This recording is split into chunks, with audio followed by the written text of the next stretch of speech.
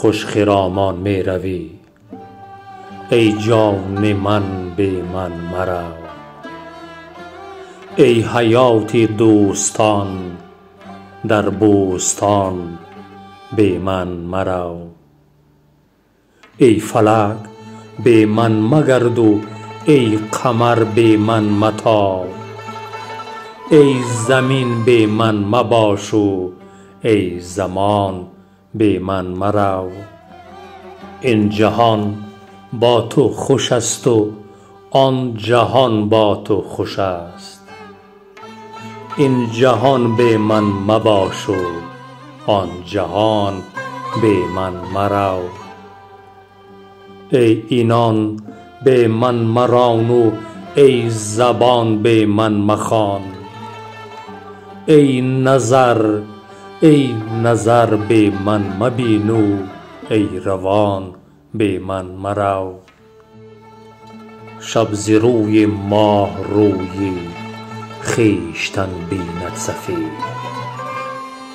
من شبم تو ماهی من در آسمان بی من مرو.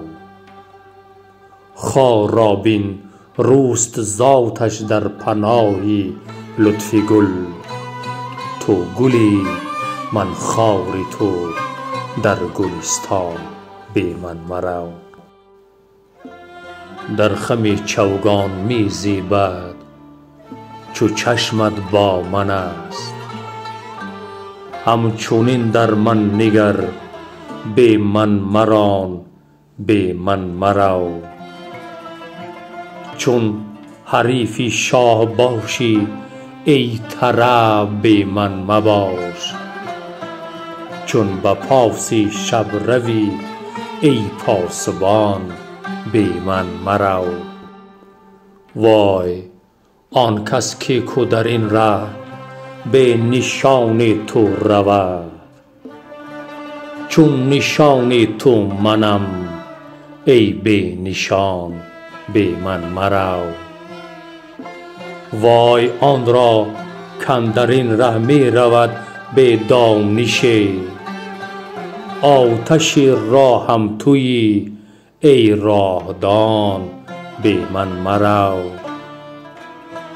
دیگران عشق می خوانند و من سلطان تو.